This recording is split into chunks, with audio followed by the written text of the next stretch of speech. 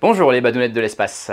Bonjour maître. Dans la Bad News 187, aux alentours de 14 minutes, Davy et Justine échangent à propos de la plaque de Pionir.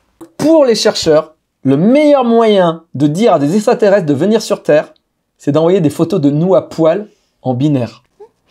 Et on a attendu 2022. Et on a attendu 2022 pour savoir faire ça. Ouais. D'accord. Cette plaque est un peu l'équivalent d'une bouteille à la mer, enfin, l'espace en provenance de l'humanité toute entière des années 70. Bouteille à la mer, parce qu'il ne faut pas se le cacher, elle a aucune chance d'être trouvée par une autre forme de vie intelligente que la nôtre. Tout simplement parce que, il n'y en a pas. Et que même s'il y en avait, on serait bien trop éloigné de toute façon. Mais elle est intéressante quand même parce que, quoi qu'en disent les critiques, elle dépeint une forme de naïveté, d'optimisme toute mignonne. On y voit un homme et une femme, blancs tous les deux, première critique, nus, même si on voit rien de la femme, hein, heureusement, ce serait pas très hygiénique, qui d'ailleurs est totalement passive, cette cruche, alors que l'homme fait quand même l'effort de saluer les extraterrestres, même si ce geste est peut-être un bras d'honneur chez eux, hein, mais passons. Et puis ça montre qu'on a un pouce opposable, et que donc on peut faire du diabolo. C'est drôle, parce qu'ils s'étaient dit qu'ils allaient les faire se tenir la main, mais ils avaient peur que les extraterrestres pensent que c'était une seule et même créature, comme un siamois. Alors, dans le désordre, on y trouve aussi une représentation hasardeuse de notre système solaire, un peu comme quand vous faites une carte à papy pour pas qu'il se perde en venant chez vous pour la première fois, mais que vous oubliez le stop ou la boulangerie. C'est fait avec les connaissances de l'époque, hein. Donc il y a Pluton, il y a des planètes qui n'ont pas leurs anneaux, etc. Et l'échelle n'est pas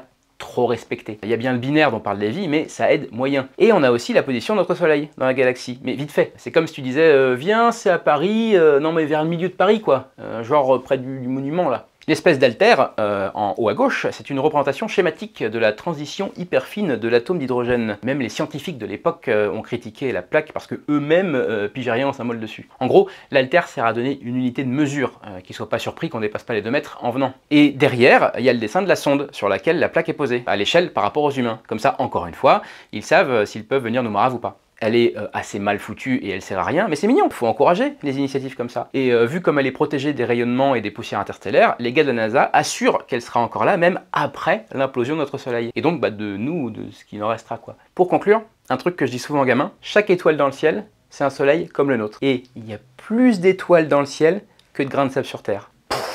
Au revoir les badounettes. Au revoir maître.